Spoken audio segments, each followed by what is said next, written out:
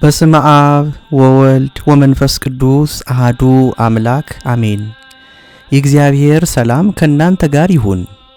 ውድ የልጆቻችን ቻናል ቤተሰቦች እንደምን አላችሁልን? ዛሬ በዘኬዎስ የጥያቄና መልስ መርሃ ግብራችን ይዘንላችሁ የቀረብነው ስለ ጸሎት ነው። ጸሎት ከእግዚአብሔር ጋር የምንነጋገርበት እንደ ስልክ ያለ ነው አይደል? ታዲያ እንዴት መጸለይ እንዳለብን የጸሎት አይነቶችና ጥቅሞችን ግን ምን ያህል እናውቃቸዋለን?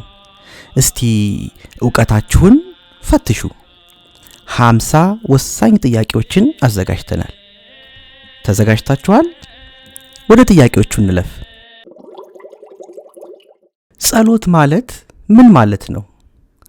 ዝም ብሎ መቀመጥ፣ ሰው ከእግዚአብሔር ጋር የሚነጋገርበት መንገድ ወይንስ መጽሐፍ ማንበብ?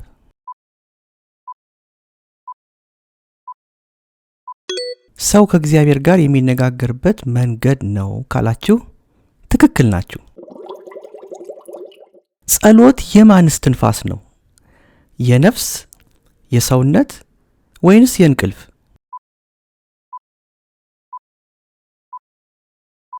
የነፍስ ካላችሁ ልክ ናችሁ። ጸሎት ስንጀምር በመጀመሪያ ማድረግ ያለብን ምንድን ነው? ውሃ መጠጣት፣ አማትበን መጀመር ወይንስ ጫማ ማድረግ?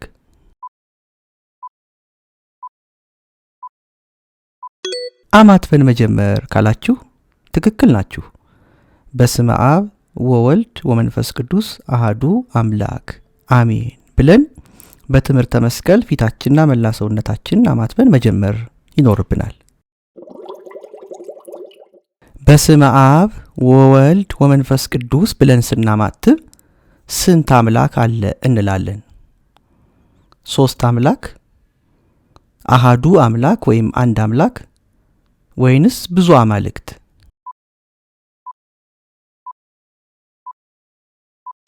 አሃዱ አምላክ ወይም አንድ አምላክ ብለን እንጨርሳለን ካላችሁ ልክ ናችሁ። ጸሎት ወደ ማን ይቀርባል? ወደ ቤተሰባችን፣ ወደ እግዚአብሔር ወይንስ ወደ ጓደኞቻችን? ወደ እግዚአብሔር ካላችሁ ትክክል ናችሁ። አሜን ማለት ምን ማለት ነው? አለቀ፣ ይሁንልኝ፣ ሰላም። ይሁንልኝ ማለት ነው ካላችሁ በትክክል መልሳችኋል። ሃሌሉያ ማለት ምን ማለት ነው? ምስጉን ጌታን እናመሰግነዋለን፣ ደስ ይበላችሁ ወይንስ እልል በሉ?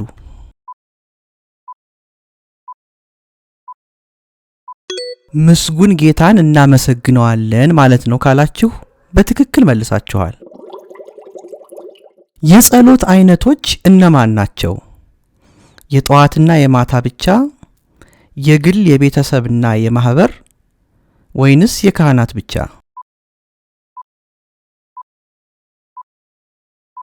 የግል የቤተሰብና የማህበር ካላችሁ በትክክል መልሳችኋል። ለመሆኑ ሰዎች ለምን እንጸልያለን? ጊዜ ለማሳለፍ፣ ፈጣሪን ለማመስገን፣ ምህረትን ለመጠየቅና በረከትን ለማግኘት ወይንስ ጨዋታ ሳይኖር እንደ ጨዋታ ስለሚያገለግል?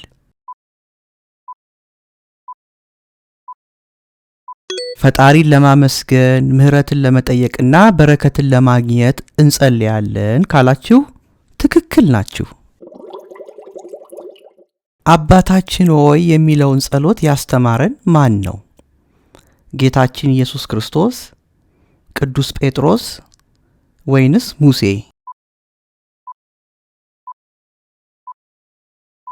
ጌታችን ኢየሱስ ክርስቶስ ካላችሁ በትክክል መልሳችኋል። ስምህ ይቀደስ ማለት ምን ማለት ነው? ስምህ ይጻፍ፣ ስምህ ይክበር ይመስገን ወይንስ ስምህ ይጠራ?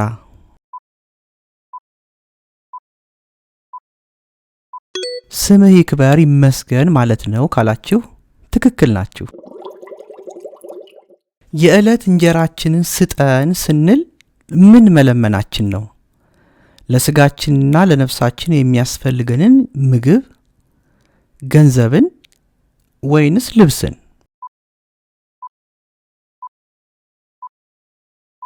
ለስጋችንና ለነፍሳችን የሚያስፈልገንን ምግብን ካላችሁ ትክክል ናችሁ። በደላችንን ይቅር በለን ብለን ለመጸለይ እኛ ምን ማድረግ አለብን?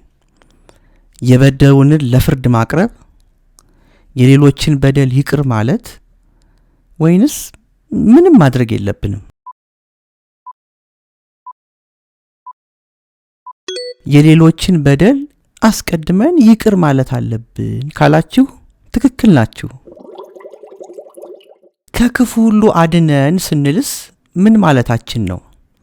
ከሰዎች አድነን፣ ከዲያብሎስ ፈተናና ከመከራ ጠብቀን ወይንስ ከትምህርት አድነን?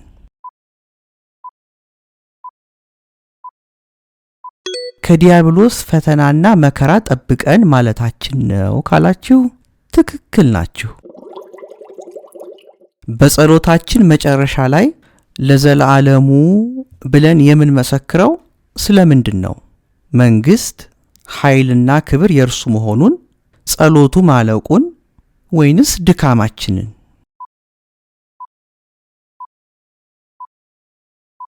ለዘላለሙ ስንል መንግስት፣ ኃይልና ክብር የእርሱ መሆኑን እንመሰክራለን ካላችሁ ትክክል መልሳችኋል። ብዙ ጊዜ ሳይነጣጠል አባታችን ሆይ ከሚለው ጸሎታችን አስከትለን የምናቀርበው ጸሎት ምን ብሎ የሚጀምረው ነው? እመቤታችን ቅድስት ድንግል ማርያም ሆይ ወይንስ ቅዱስ ቅዱስ ቅዱስ እግዚአብሔር ሆይ ወይንስ ስብሐት ለእግዚአብሔር? እመቤታችን ቅድስት ድንግል ማርያም ሆይ ብሎ የሚጀምረው ነው ካላችሁ ትክክል ናችሁ። በዚህ ጸሎት እመቤታችንን ከተወደደ ልጇ እንድትለምንልን የምንጠይቃት ምንድን ነው?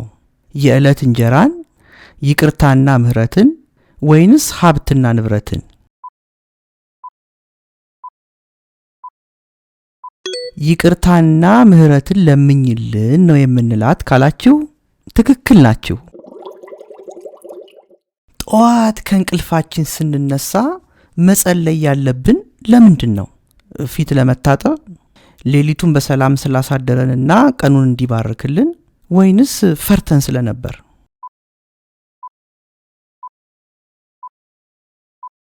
ሌሊቱን በሰላም ስላሳደረንና ቀኑን እንዲባርክልን ነው ካላችሁ በትክክል መልሳችኋል።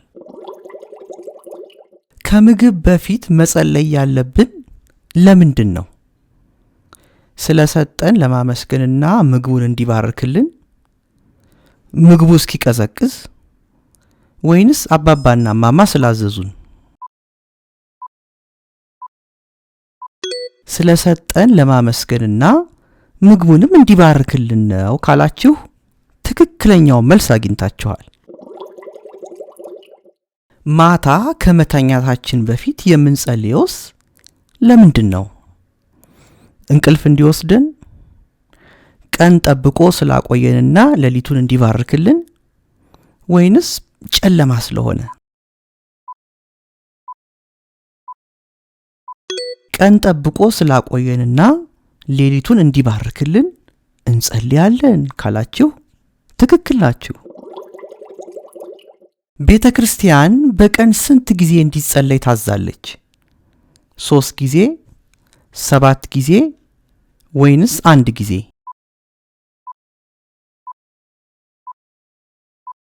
7 ጊዜ ካላችሁ ትክክል ናችሁ። እነዚህም ነግ ወይም በማለዳ፣ ሰለስት ጠዋት 3 ሰዓት፣ ቀትር ቀን 6 ሰዓት፣ ተሰዓት ቀን 9 ሰዓት፣ ሰርክ ምሽት 11 ሰዓት፣ ንዋም ማታ 3 ሰዓት እና መንፈቀ ሌሊት ወይም ደግሞ ከሌሊቱ 6 ሰዓት ናቸው ካላችሁ ደግሞ የበለጠ መልሳችኋል ማለት ነው። ቅዱስ ጳውሎስ ስለ ጸሎት ምን ብሎ አስተማረ? ሳታቋርጡ ጸልዩ፣ ሲመቻችሁ ጸልዩ፣ በበዓል ቀን ብቻ ጸልዩ።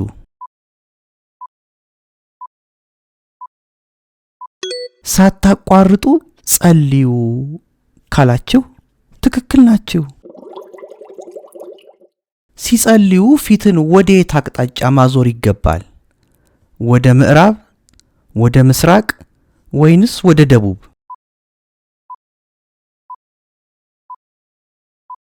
ወደ ምስራቅ ካላችሁ ትክክል ናችሁ። ወደ ምስራቅ የምንዞረው ለምንድን ነው? ጌታችን በዳግም ምጽአቱ በምስራቅ በኩል ስለሚመጣ፣ ፀሐይ ስለምትወጣበት ብቻ ወይንስ ዝም ብለን ነው?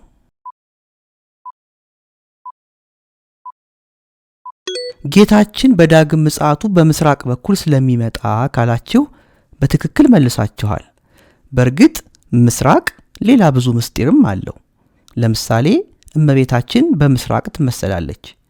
ከምስራቅ ፀሐይ እንደሚወጣው ሁሉ ከእመቤታችንም ፀሐይ የተባለ ክርስቶስ ተገኝቶልናልና። ነቢዩ ዳንኤል በቀን ስንት ጊዜ ይጸልይ ነበር? 1 ጊዜ፣ 3 ጊዜ፣ 5 ጊዜ?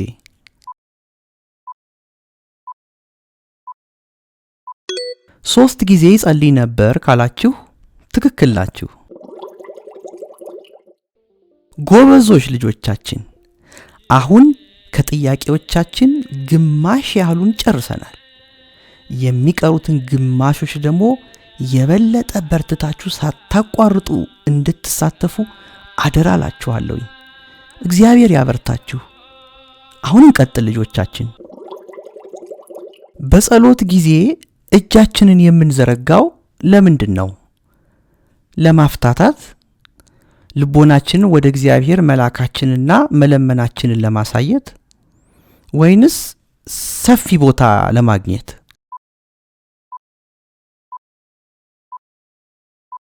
ልቦናችንን ወደ እግዚአብሔር መላካችንንና መለመናችንን ለማሳየት ነው ካላችሁ ትክክል ናችሁ። ሴቶች በጸሎት ጊዜ ራሳቸውን ወይም ጸጉራቸውን የሚሸፋፈኑት ለምንድን ነው? ብርድ ስለሆነ፣ ለእግዚአብሔር ክብርና መገዛትን ለማሳየት ወይንስ ቆንጆ ሆኖ ለመታየት ወይም ለማማር? ለእግዚአብሔር ክብርና መገዛትን ለማሳየት ነው ካላችሁ በትክክል መልሳችኋል። ይህንንም ያስተማረን ሐዋርያው ቅዱስ ጳውሎስ ነው። ወደ ቤተ ክርስቲያን ወይም ወደ ጸሎት ቦታ ስንገባ ጫማ የምናወልቀው ለምንድን ነው?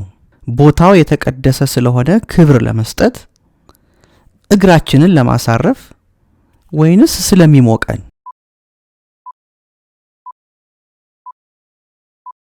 ቦታው የተቀደሰ ስለሆነ ክብር ለመስጠት ነው ካላችሁ ትክክል ናችሁ። ጸሎት ያለ ምን ዋጋ የለውም? ያለ ልብስ፣ ያለ እምነት፣ ያለ ጓደኛ?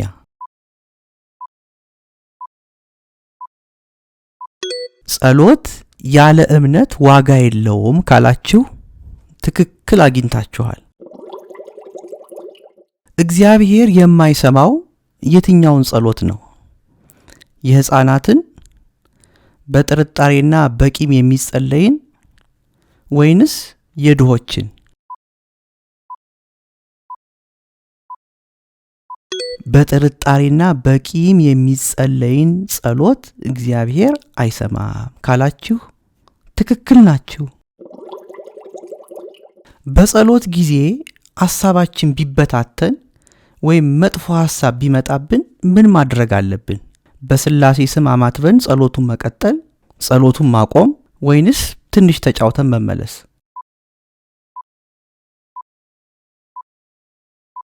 በሥላሴ ስም አማትበን ጸሎቱን መቀጠል ያለብን ካላችሁ ትክክል መልሳችኋል። ኪርያላይሶን ማለት ምን ማለት ነው? ሰላም ላንተ ይሁን፣ አቤቱ ይቅር በለን ወይም ማረን፣ ወይንስ አመሰግንሃለሁ?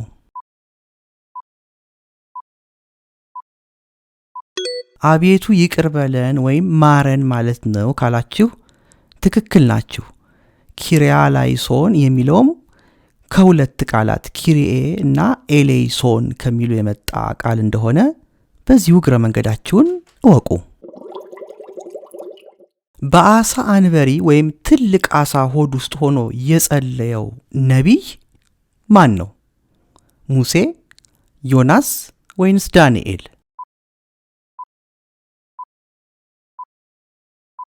ዮናስ ካላችሁ ትክክል ናችሁ። ልጅ እንዲሰጣት ቤተ መቅደስ ሄዳ አጥብቃ የጸለየችው ሴት ማን ናት? ሐና የሳሙኤል እናት፣ ሳራ ወይንስ ማርያም?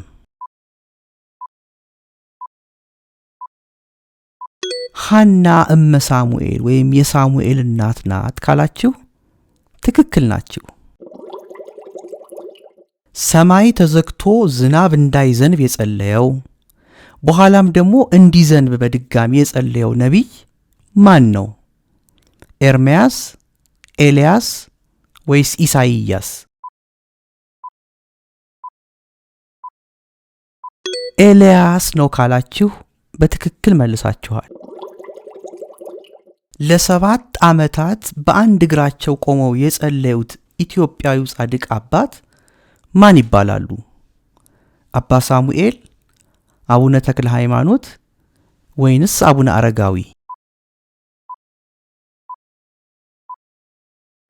አቡነ ተክለ ሃይማኖት ናቸው ካላችሁ በትክክል መልሳችኋል። ጌታችን መድኃኒታችን ኢየሱስ ክርስቶስ ከመያዙ በፊት የጸለየበት ቦታ ምን ይባላል? ጌቴሴማኒ፣ ቀራንዮ ወይንስ ቤተልሔም?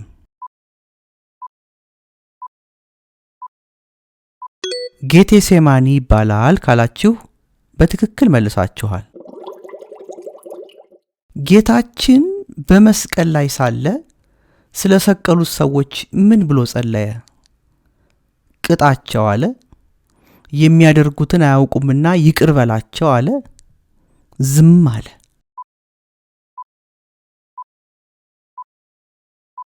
የሚያደርጉትን አያውቁምና ይቅር በላቸው አለ ካላችሁ በትክክል መልሱን አግኝታችኋል። የእመቤታችን የቅድስት ድንግል ማርያም የምስጋና ጸሎት የትኛው ነው?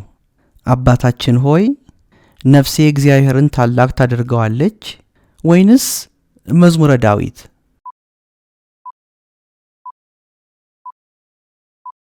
ነፍሴ እግዚአብሔርን ታላቅ ታደርገዋለች የሚለው ጸሎት ነው ካላችሁ በትክክል መልሳችኋል።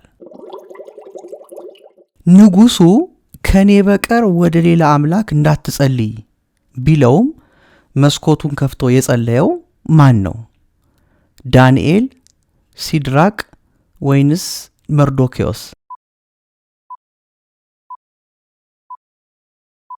ዳንኤል ነው ካላችሁ በትክክል መልሳችኋል። ከጸሎት በፊት ልባችንን ከምን ማጽዳት አለብን? ከደስታ፣ ከቂምና ከጥላቻ፣ ከእውቀት? ከቂምና ከጥላቻ ካላችሁ ትክክል ናችሁ። ስለ ሌሎች ሰዎች ለምሳሌ ስለ ሀገር፣ ስለ ጓደኛ የሚደረግ ጸሎት ምን ይባላል? የግል ጸሎት፣ ምልጃ ወይም ተማጽኖ ወይንስ ምስጋና? ምልጃ ወይም ተማጽኖ ይባላል ካላችሁ ገብቷችኋል። እግዚአብሔር ጸሎታችንን ወዲያው ባይመልስ ምን ማድረግ አለብን? በትዕግስት መጠበቅ፣ ማኩረፍ ወይንስ መጸለይ መተው?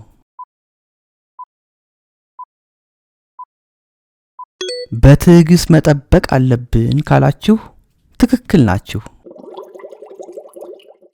ጸሎት ከማን ጋር ያቀራርበናል? ከጠላት ጋር፣ ከእግዚአብሔርና ከቅዱሳን ጋር፣ ከእንስሳት ጋር? ከእግዚአብሔርና ከቅዱሳን ጋር ያቀራርበናል ካላችሁ ትክክል ናችሁ። ቅዱሳን መላእክት የሰዎችን ጸሎት ምን ያደርጋሉ? ይመለከታሉ፣ ወደ እግዚአብሔር ያሳርጋሉ ወይም ያቀርባሉ ወይንስ ይጥላሉ? ወደ እግዚአብሔር ያሳርጋሉ ወይም ያቀርባሉ ካላችሁ ትክክል ናችሁ። በቤተ ክርስቲያን የሚታጠነው ዕጣን የማን ምሳሌ ነው? ወደ ላይ እንደሚወጣው የቅዱሳን ጸሎት፣ የጭስ ወይንስ የደመና? ወደ ላይ እንደሚወጣው የቅዱሳን ጸሎት ምሳሌ ነው ካላችሁ ትክክል ናችሁ። ዲያብሎስን ወይም ሰይጣንን ድል የምንነሳው በምን መሳሪያ ነው? በዱላ፣ በጸሎትና በጾም ወይንስ በጦርና በጋሻ?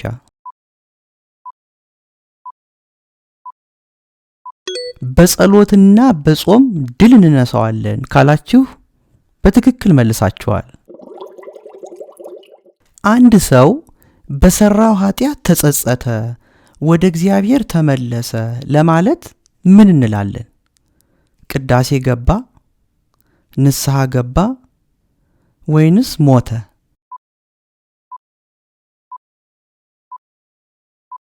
ንስሐ ገባ እንላለን ካላችሁ ትክክል ናችሁ። እግዚአብሔርን ስለ ስጦታው የምናከብርበት የጸሎት አይነት ምን ይባላል? ምስጋና፣ አቤቱታ፣ ንስሐ?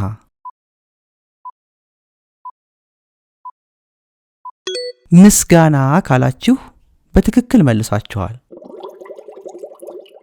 የጸሎት መጽሐፍ ለምሳሌ መዝሙረ ዳዊት ወይ ውዳሴ ማርያም መያዝ ለምን ይጠቅማል?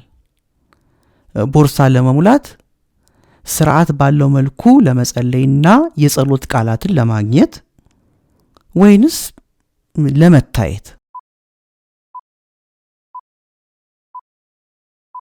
ስርዓት ባለው መልኩ ለመጸለይና የጸሎት ቃላትን ለማግኘት ካላችሁ በትክክል መልሳችኋል።